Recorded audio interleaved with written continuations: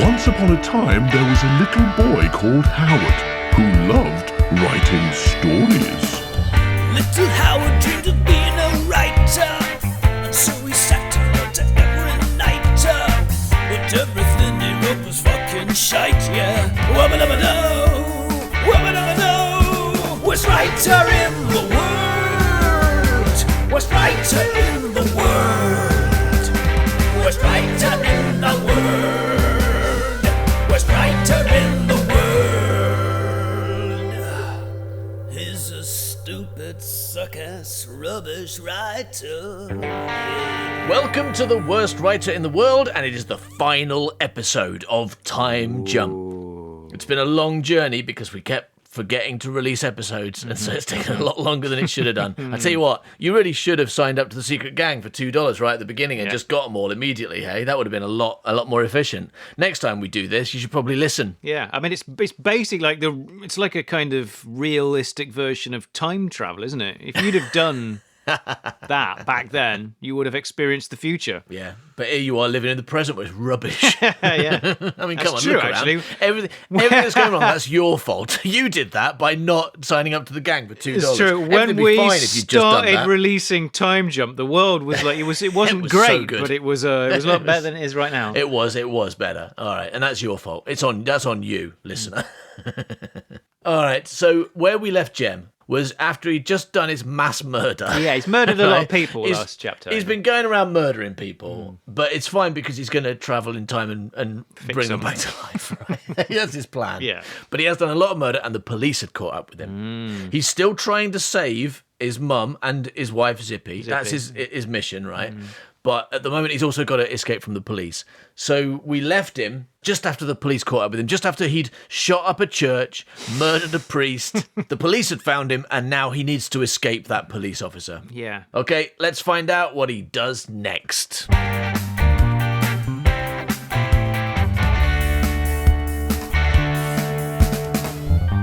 Jem sees the frozen lake and runs across.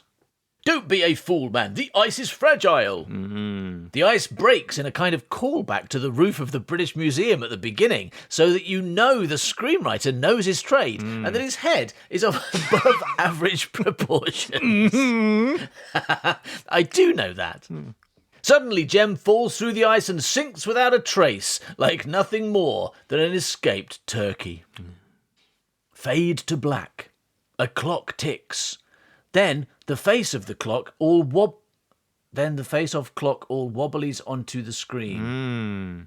What does that mean? The face of clock all wobblies onto the screen. Well, what it says, the face of the clock all wobblies onto the screen. What do you mean? What does it mean? The clock ticks, so we hear it first, Yeah. and then it kind of wobblies on.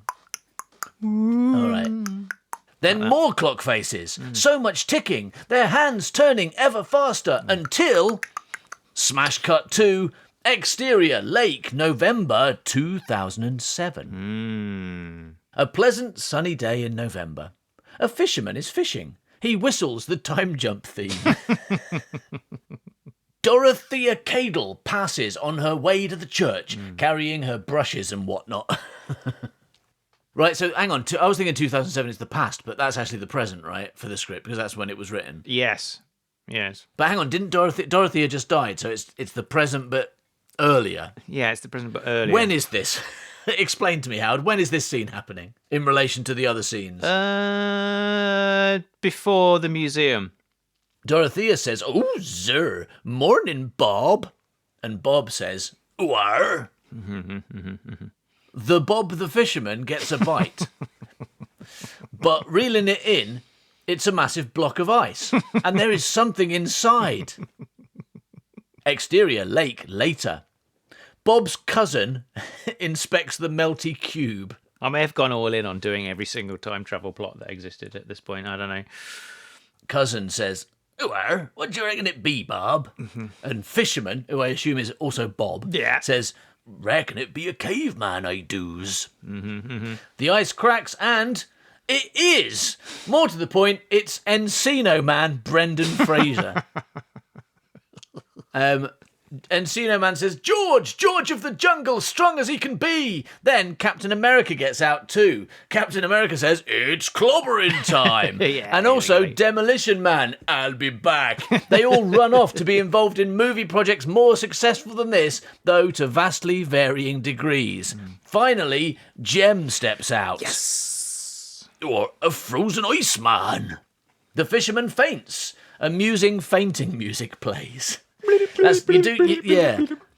You need that so we know not to feel sympathy for him or concern. Do we need to be worried about that? No, it's a comedy. Okay, it's a comedy moment. Struck fine. his head Ignore quite hard him. when he fell down on the floor. He's like, He's bleeding. Fine, he's fine. He's quite dead over there. No, it's a joke. Don't worry.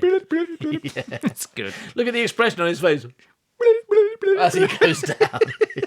It's fine. It's comedy. Yeah. All right. Jem turns to the cousin. Jem says, "You, what's the date?" And cousin says, "A ghost." Not that wasn't his voice, but you know, a ghost. That's the same. That's the same. Don't worry about it. Don't worry. He had a voice. Who knows what it was? He had a voice. The cousin runs away, thank goodness, because I didn't want him to have a third voice, because it would have been, yeah, right there. All right there, Duggety Dog. The cousin runs away. Jem says, dick fuck. Jem looks in a bin, but there isn't a newspaper, just a native waiting to kill Woggy the doggy. Hashtag niche. Tell you what, I don't think we say it often enough in this show, but if you don't understand that Woggy the doggy reference that you've heard maybe 50 times before, listen to Time Pig, available free to free members on our Patreon. Everyone in the world, you got to join for free. All right, so he hears a familiar voice and ducks down behind a gravestone. Whack. Dorothea says, "Oh, sir, good day, vicar." "Goodbye, Dorothea. I hope you have a lovely time at the British Museum." "Oh, sir, I'm sure I shall. Apparently, they have a very interesting atlas. And I'm going to look at mummified babies and make jokes about them with my son. I'm quite looking forward to that. Yeah. He's going to do some great dead baby jokes. He always does. He's a card, that Jem. I tell you what, I hope he's not dead inside some ice." Yeah. Jem realises whose gravestone he is hiding behind. It is DeVille's. Jem says, "Of course, DeVille died with the Eye and Atlas, and they ended up in the museum. If I can steal them, then I can travel back in time before they ended up in the museum and stop all of this." Whatever that means, says the stage direction. But it seems the kind of stupid thing a hero in a time travel movie would decide towards the end of the movie. Stopping briefly to steal Bob's backpack, which makes him look like a hunchback, Jem heads for the British Museum.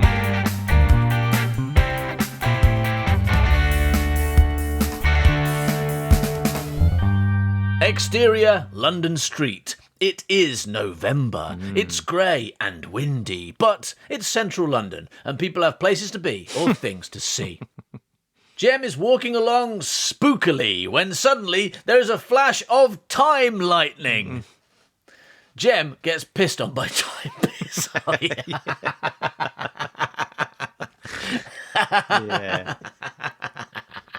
Ghoul, aka Jem spoilers. Dog nammit, I was just on my way to the British Museum. Now I smell of piss. I need a hat.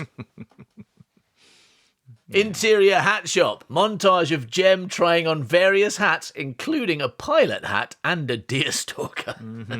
To the tune of Pretty Woman. But with these lyrics instead. Wow, right. Jem P. Cadle walking down. I assume he's got to be singing it, right? Yeah. Walking down the street as he does it. Jem P. Cadle, all wet from your own wheat. Jem P. Cadle. I don't believe you, you're not the truth. I think that's the tune. No one could smell as bad as you. Dung, dung, dung, dung, dung, dung, dung, dung. Mercy. Jem decides on both pilot hat and a deerstalker. Yeah, solve that. Yeah, nailed it. I think I'll take both. I can't decide. They're both great. Exterior, London Street. There is a vendor with a cart selling those nut things in chocolate stuff. Nut things in chocolate stuff. My favourite. Everyone knows that you get nut things in chocolate stuff in London, but no one knows what they're called. I tell you what, I remember when I was reading this Doctor Who book, and the New Adventures of Doctor Who. It was about Ace going around the universe fucking everyone. Right. And there was a bit in the beginning where it did this great little observational comedy bit about London. And I read it and I was like, this writer's so good. He's really captured, not just the experience of London, but my own confusion of why there's so many fucking nachos. In London. Nachos.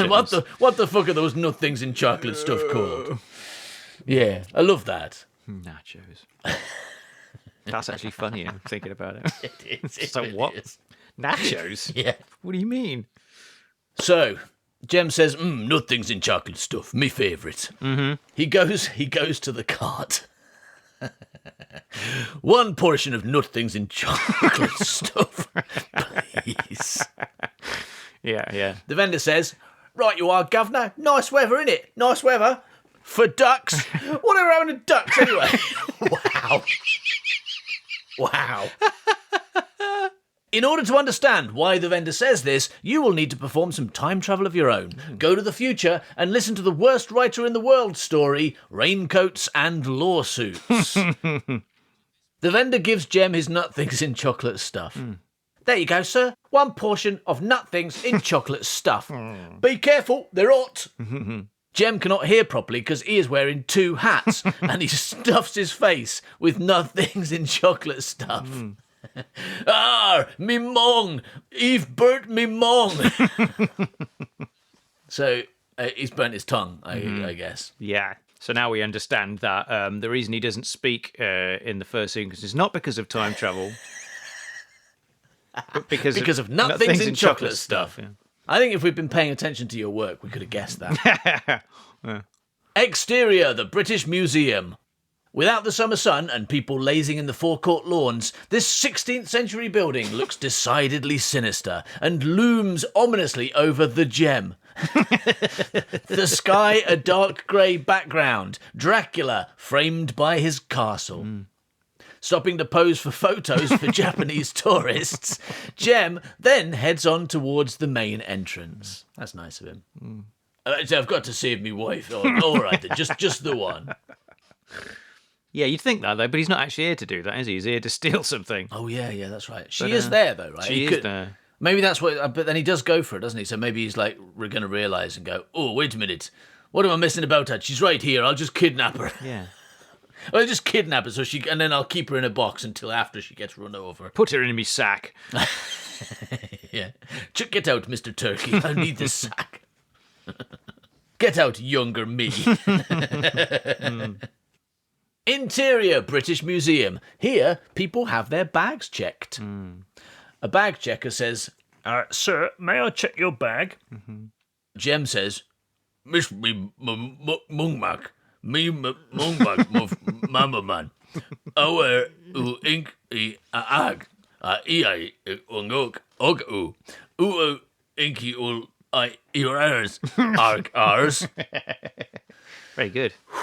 Yeah, I have no idea what it meant. Any insight? Do we need to know, or is it best that we don't know? It might say. Oh, subtitles. Yes. Sorry, because it's like a it's like the next character, but actually the next thing says subtitles. All right. So the subtitles. So the subtitles say what? Oh, this? No, this is my hunchback. I'm the Hunchback of Amsterdam. How dare you think it's a bag? That is very unwoke of you. Do you think people in wheelchairs are cars? The bag checker doesn't get paid enough for this and waves Jem through. Yeah, relatable. Interior, British Museum, with these two. Oh, with Jem. This is Jem voiceover. With these two hats, the security guards will think I am a normal museum patron. I think normal human being would have been a better line, actually. I don't know why I went for it. I was beginning to say human, but I was like, that doesn't say human. Because he's become the robot from the firm now, isn't it? Yeah, that is right. Yeah. Stumbling about. No, she'll never know. She'll never know I'm not a normal human just because I'm made of metal. I've got iron legs. I put these two hats on. That will confuse her. Cut 2. Interior, lift, British Museum. Jem rides the lift. Behind him is Security 2, who is holding his nose. And I assume Security 2 is holding his own nose, not holding Jem's nose. Because Jem's in a bit of a state. Maybe his nose came off and he's like, do you want this? It's kind of unpleasant. I don't want to stand here holding your nose all day. I've got work to do, you know. Yeah. I've got to go and shout at children. Or it could be like an acronym. Yeah. For Harold. Harold. Sexy E. Harold. I don't know. What, Harold? Harold Ingpin's nose. Who's Harold Ingpin? What are you talking about? Holding his nose. And like his is you're doing an acronym for his? Yeah, what not were you for doing? nose. No, for his. Nose. I assumed you were doing it for the noun, not no. for the possessive adjective that's before it. No, his. I was thinking like maybe it could be like if there's a famous person whose initials are HI, then like Yeah, and you're like Harold Ingpin, for example. You know, Yeah. famous Harold Ingpin. Yeah, and maybe that means that the security guard is holding Harold Ingpin's nose. Yeah, Howard. Yeah, good bit. Yeah. Well done. Yeah. Anyway, behind Jem is Security 2, who is holding his nose. 2 Japanese girls are also here, probably in school uniforms with skirts that allow to see their pants. Japanese girl 1 says, "Oh, he's so stinky." I'm just going to read. And Japanese girl 2 says, "Yeah, he smelled like he'd been peed on by his past self from the future." They giggle. Jem suddenly groans and holds his head. Jem says, "Oh!" The Japanese girls stop giggling and back away. The lift pings as it reaches the upper floor. Interior, centre, upper floor. The Japanese girls hurry out of the west lift. Jem tumbles from the lift. Security 2 follows. Security 2 decides to approach him. "Excuse me, mate. Excuse me. You okay?" "Look," says Jem. From the ladies' toilets, Zoe emerges. "Oh, I'm really annoyed that I lost that ballerinium to Doctor. I'm still not over that. Where's me husband? How did he get me pregnant? How did that happen? When I said you can't get Cyberloans pregnant, I thought I was telling the truth." From the ladies' toilets, Zoe emerges. Jem reacts immediately to her. Jem says, "Leg E." Subtitle. "Zippy." Jem charges toward. That's a surprise. When we saw this scene the last time, We didn't know. We didn't know he was saying "zippy" because we didn't have subtitles back then. Jem charges towards her. She, like a rabbit in headlights, hops about and eats a carrot. Yeah, I remember that. Security 2 rugby tackles Jem to the floor before he reaches her. A museum attendant rushes over to help pin him down. Security 2 radios for more help. If you're doing it, make sure you get hold of his head handles. But people have always tried to grab my head, but they keep making mistakes, so you've got to do it this way. Do you want to put this gold necklace around his head handles? No, Security 2 says, "Shit, quick, tramp gone crazy. I'm on Central Upper." Zoe, stunned, slowly collects herself and moves on, casting one final look back at this creature that is reaching out for her. She collects herself. She's definitely a Cyberman then, isn't she? Legs come off. Finally got the leg bits, and I've made my complete Cyberman. I'm just picking up my leg units. No, Jem says, "Leg E." Jem voiceover. "Oh, why did I eat those nut things in chocolate stuff?" But as Zoe leaves, Jem begins to feel less woozy. I mean, I understand why he punches himself in the head when he sees himself. I suppose, since she's carrying his baby, that it has the same genes, and so he has to punch himself then too. Yeah. Okay. Makes sense. With Zoe, a completely gone Zoe, Jem is strong again. He remembers his purpose. Jem voiceover. "I must get the Atlas and I." He throws off security 2 and the attendant and races off. Interior, British Museum, time travel display. Jem smashes open cabinet and steals the Atlas and I time travel display. Yeah. They know what it is. There's no question. Yeah. An alarm sounds. Jem, voiceover, Dickfuck. Interior, north stairs. Jem, like some injured beast, brackets pig, limbs flailing, races up the stairs. Security guys pursue. Jem hides round the corner, waiting. Several security round the corner, and Jem rolls a bowling ball, knocking them over like skittles. Brilliant comedy again. Jem reaches the top floor and the exit to the roof. He kicks open the fire exit, and it runs out. I assume there's an extra it there, because otherwise he kicks open the fire exit and then the fire exit runs out. But he kicks it open, then he runs out, right? Yeah, he runs out. It's like there's a certain amount of copy and paste, and then when I'd copied and pasted it, I was really very poor at like changing certain words. Yeah, yeah, and sometimes you make interesting copy and paste decisions, don't you? Like when you were like, you know what? I've written 30-something pages, but that's not quite as long as what we already had, so I better copy and paste that car chase from Collider that we didn't even include. It was too boring. Twice. Yeah, twice. Yeah. And I think it needs more lists of cars. Yeah. It's not long enough at the moment. Exterior, roof, British Museum, afternoon, rain. The sky is dark grey. The rain is coming down fast and thick. Stupid rain. Jen lumbers over the glass roof. Interior, the Great Court, British Museum. A woman gasps and points up. Woo! Superman swoops in and flies her away. Hey!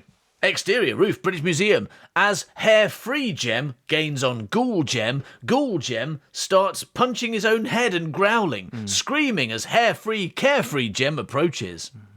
Hair-free, carefree Jem says, "Stop, no!" Ghoul Jem pivots. He is holding a gun. Ghoul Jem voiceover. "Whatever I do, me, don't shoot myself in my foot." Ghoul Jem shoots hair-free, carefree Jem in the foot. No! Ah, feck's sake. He throws the gun at hair-free, carefree Jem. Hair-free, carefree Jem goes down hard. Hair-free, carefree Jem hits the roof and the glass cracks and splinters. Penny prepares to explode children. Cut 2, interior, the Great Court, British Museum. People point up and scream as Jem crashes onto the glass roof above. Superman, not in a slump, flies in and carries them all away. Hooray! What a hero. Cut back to exterior, roof, British Museum. Ghoul Jem reaches the edge of the roof and jumps. Exterior, roofs. Ghoul Jem is forging ahead, getting further from hair-free, carefree Jem. The chase culminates at the Great Russell Street Breakers Yard. Famously. Exterior, Breakers Yard. Ghoul reaches the end of the pile of cars and jumps through time. Subtitle, Time Jump. Time Jump music plays. Time jump, time jump. Jumping all through time, doing time jumps. Do you like my time jump? Come and watch me time jump. Looking at me time jump. Would you want to touch me time jump? Hair-free, carefree Jem slips, slides, and ends up hanging from a Hair-free, carefree Jem slips, slides, and ends up hanging from a car aerial. Exterior, forest. Ghoul Jem lands. Then he thinks back over the previous scene, which he has done twice now, and he remembers that someone saved him from falling to his death, and that it was himself, but younger. But he definitely hasn't done that bit, and he is hairy and old. Brilliant. I think. Oh, I thought I knew what was going to happen then, but I didn't. I thought it was going to turn out to be his son. Oh, that was going to be the reveal because Zippy's pregnant. That's true. Zippy is pregnant. But no, it says interior bathroom. Jem shaves. Interior salon. Jem gets Botox. Exterior breaker's yard. Hair-free, carefree Jem hangs from a car aerial. Suddenly, from the air, less hairy Jem Ghoul reappears. He immediately starts growling and screaming and punching his own head. Oh no, why did I do this? The wife's gonna kill me. He saves himself, then jumps off the edge of the car pile. Subtitle, Time Jump. Time Jump music plays. Time jump, jumping all through time, doing time jumps. Do you like my time jump? Come and watch me time jump. Can I do some time jumps. Yes, Yummy, you can do yummy some time time jumps. jumps. That's what it says. As Jem jumps, he sticks his head out of the vortex to have a look and sees a robot repeatedly killing Bill Murray's mum. Okay, do you want to tell me what that means? Well, that's Terminator meets Groundhog Day. Yeah. I was going to say, why is it Bill Murray's mum? But that's that's Terminator, isn't it? Yeah, okay. It's Terminator where Bill Murray's mum gets killed over and over again. He watches in awe. Then he hears some ooking sounds, and Jem remembers what Dr. Strangewill did have do, done, tell, told him, her, they, in the past future about not sticking your head out of the vortex when time travelling. Jem quickly pulls his head back in, narrowly avoiding having it torn off by 12 monkeys. There we go. He continues to jump. Exterior, the past. Jem lands in the past. Voice, in pain, stilted, coughing. Well, ears, and howdy do? Jem looks and sees the splatted body of Tor Deville. You. That is my name. Don't wear it out. Deville is clinging to the Atlas and Eye. Jem also has an Atlas and Eye. Hey, how do you have the Atlas and Eye? Spoopy time travel. Oh, yes, of course. I'm sorry, Jem Kettle. I wish that I could take it all back. Maybe in a different life we could have been friends. But everything is topsy-turvy. I hated you before I met you. Maybe if things were... I was trying not to look at the next line because I knew what it was going to be, and it is. Maybe if things were linear. Jem, understanding, gets his cock out and pisses on Deville. Understands that, yeah, I understand what you're saying. Yeah. It can only mean one thing.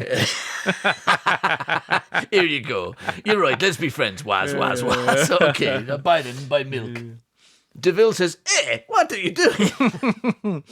Oh, I'm sorry. Would you prefer beans? Beans? No, I would prefer it if you didn't piss on me. Jem, putting cock away. Sorry, I got confused. You mentioned the word linear.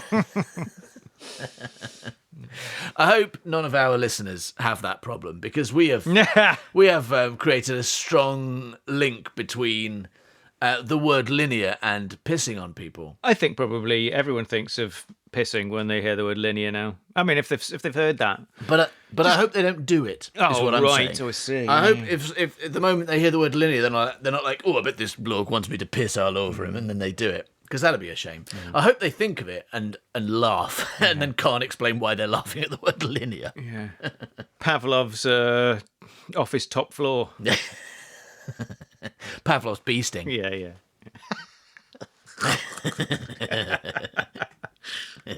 Yeah. You are everything I warned myself about. Deville quickly rattles off a missive warning himself that Jem is coming to steal his eye. Post this to me in the future, would you? It's the least they can do. Deville dies. Hooray! Exterior, postbox. Jem posts the letter, then realises what he has done. Oh, feckin' arseballs. Jem thinks, there's only one person who can help me stop all this. Exterior, nexus point, up a tree. Jem time jumps out of tree, song, etc. Exterior, school field, day, kids are playing. Jem hides behind a bush watching children. Not like that. He isn't called Jem'll Fix It. I'm like one of those Jem'll Fix It men. What's that from? I don't know. Where's that from?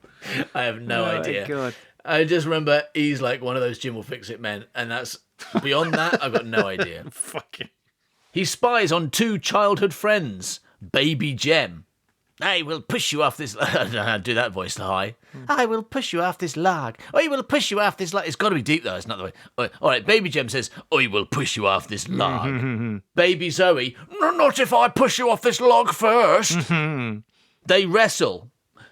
Adult Jem says, Zoe. Jem emerges. The kids scream and run away. Okay, maybe that was a bad idea. Hold on. Exterior Nexus Point up a tree.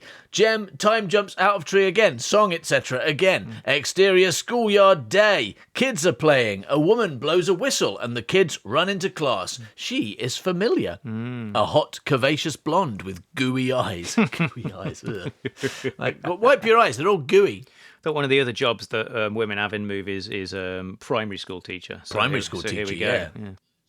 Jem emerges from bush. Zoe. And Zoe, it says 20 Zoe, which I assume she's in her 20s because, this is confusing now because it is the 20s now. So this could be future Zoe from 2007. This could be dead Zoe. Because in the 20s, she's, dead. Yeah. Is she a skeleton? That's what you want. No, she's curvaceous blonde. She's not a hairy skeleton. Curvaceous blonde skeleton. Oh, your skeleton's so curvy. No. Zoe in her 20s says, Oh, Jem, what are you doing here? I thought you were at the police academy taking your police qualification test. Good information. I'm on a break. What happened to you? You look so old.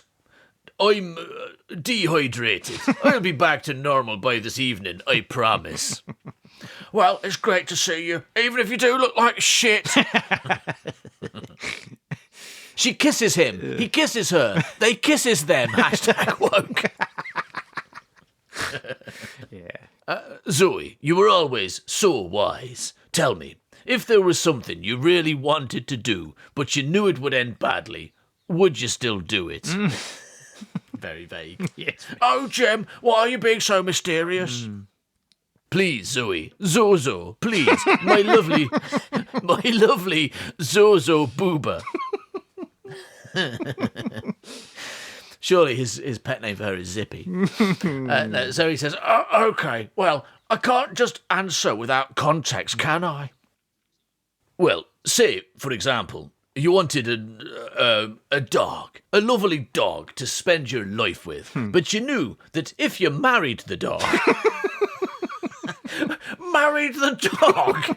I mean, bought the dog. If you bought the dog, that one day it would get run over, would you still get the dog? Oh, Jem, of course I would. After all dogs die, but not every dog truly lives. Jem knows she is right. For to have lived and loved is better than to not have or something. Not really sure about that quote, and also it's bollocks. But regard, Kess. I think it's... But regardless, Jem wells up so that we know he understands and his decision is made.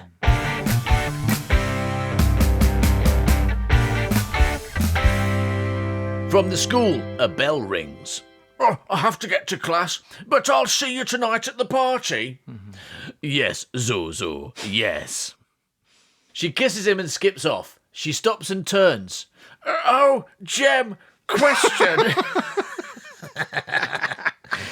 Yes, Zoe. Do fish ever get thirsty? It depends on where they live. Freshwater fish absorb the water they need by osmosis through their skin and gills, but saltwater fish also need to drink. Boo, Jem, boo! Okay, yes, they do get thirsty, but they rarely get forsty. Good, I like it. Aside from the sarcastic tone, she winks. See you later. She skips off coquettishly, which I would like to see Zippy do. As Jem watches Zoe go for the very last time, a tear rolls down his cheek. Oh, my Zozo. Jem turns and walks slowly back to the bushes and gets in the TARDIS. I forgot Interior, TARDIS. Jem starts the time rotor. K9 says, "What will you do now, Master?" "I'm going to change time, of course." "Negative, Master. Did not Zoe's wise words lead you to a moment of realization?" "They did, K9. I realised she's too wonderful to die. So, in order to set right what once went wrong, the only way to stop it is to never marry her." "But this is a bootstrap paradox, Master. You do marry her. Consequently, you cannot stop her from dying." "Oh, can't I?" Doctor Who theme tune. Hooray!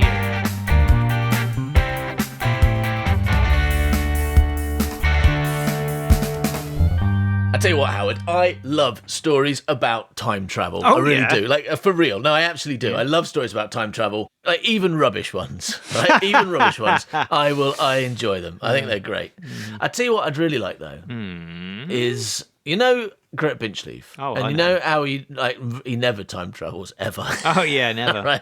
There's no been time missing. travel in Gret Binchleaf because it's a detective story, right? But I'd like a book, a Gret Binchleaf book, which is about both time travel and, if possible, superheroes. Could I have one of those, please? Oh, yeah. Would you like it to be unnecessarily long as well? I'd like it to be so long. Okay. I'd like it to be 14 chapters long, and for all of those chapters to be like an hour or so. I mean, yeah, well, that would be a bloody great bargain if you could get that for $10 or British equivalent. Yeah, and I'd like it to be written so almost like it's just a series of short stories, but all linked together with the overriding theme of some time bending men who keep bending time. That'd be amazing. And what I'd really like Yeah. is if at some point Gret Binchleaf gets turned into a Lego man. Right? If that happens, That sounds good. You've got my $10, especially if it's a book so long that really, like, $10 is nothing for something like that. Yeah, nothing at all. I mean, I tell you what, if that were on offer, I would go to patreon.com/manbycow/collections and I'd buy it. Or I'd sign up for the Secret Gang and get that and so much more. For example, all of the Gret Binchleaf books. Anyway, let's get back to this other time travel story, which is good, but doesn't have any Lego men in it.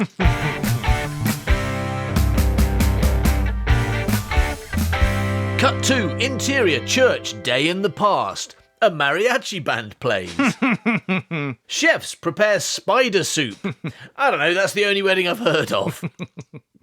A young, fresh-faced Jem stands nervously waiting at the altar for his bride. Time passes. He looks more nervous. Where can she be? Cut to interior Zoe's parents' house, bedroom earlier. A beautiful, curvaceous blonde stands checking her appearance in the mirror, specifically her wedding dress, which she strokes.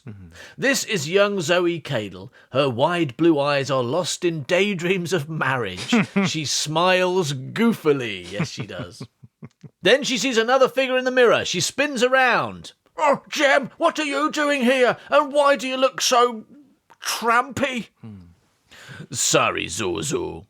"What is it? Don't you want to marry me anymore?" "Of course I do, but I can't. So I'm marrying someone else." "What?" Jem suddenly chloroforms her. Cut to exterior Nexus Point on top of house. An unconscious Zoe wearing the time goggles and wearing the backpack with the atlas and eye is thrown off a roof by someone in a wedding dress. We pan round and see it is Jem in a blonde wig. "Farewell, my darling. I'll always love you." Cut to interior church later. Jem is still looking nervous when the bride enters and he relaxes. Wedding march plays. The bride walks down the aisle, punching herself in the head. Yeah. I like that because you've set up this idea that like everyone is Jem, but this is still a surprise that also Zoe is Jem. Or not. So we're watching this scene from the young Jem's point of view, right? Because the young Jem is looking nervous, waiting for his bride Zippy to arrive, and then she does. The bride walks down the aisle. We watch the bride walk towards him, and We know this is Jem because we just saw Yeah, exactly. Jem in a wig. Yeah, and they're punching themselves, so it's obviously it couldn't be anyone other. Old trampy Jem in a wig, getting ready for this moment. He's punching himself in the head. It's definitely Jem, and probably younger Jem knows this, and so he's just getting ready to marry himself. And then Jem lifts the veil of the bride to see either his beautiful wife Zippy or his old trampy self. Either one's fine at this point. But Jem is shocked because the bride says, "Well, here's an Audi I do." Jem says, "Zuzu, no, it is me, Tor Deville, and this isn't your wedding, it is your funeral." Deville pulls a gun, but before he can shoot the vicar, who we know... Before he can shoot, comma, sorry. Oh, okay. Yeah, sometimes punctuation's important. Sometimes it really matters. Yeah. Deville pulls a gun, but before he can shoot, the vicar, who we now see as beaning himself with a Bible, swings it instead to Tor. The guests, who all look familiar, drag Tor away. What the heck is going on? Where's Zoe? The wedding march plays again. The bride walks down the aisle, punching herself in the head. Vicar beaning himself with Bible. You mean no, kiss the bride, I assume. I assume that's correct. Jem lifts his veil. Jem is shocked. But then they do a mind meld and he understands. This is the only way to save Zoe. They kiss. The guests, who are all Jem in wigs, applaud. The Jem vicar smiles benignly. Though none of this makes any sense whatsoever, everyone who saw Predestination nods approvingly. Montage. The kiss causes a kind of flash-forward thing, and we see all the previous scenes with Zoe again, but now it is Jem in a wig punching himself. Right up until Wig Jem is hit by a car driven by Jem, and Jem comes to try and revive Jem. Pump mouth, and 100 bin men Jems watch on, many punching themselves in the head. Some have frying pans, and they watch the scene play out, all crying, but happy. All Jems say, "Farewell, Zoe. Good luck, my darling, wherever you may be." Ends. Subtitle: Zippy Cadle will return in the adventures of Zippy Through Time. Dissolve to black as the time jump theme plays. Thank you for listening to this episode of The Worst Writer in the World. If you would like to listen to Gret Binchleaf and the Adventure of the Time-Bending Men, then go to patreon.com/manbycow/collections. Bye-bye. Worst writer in the world.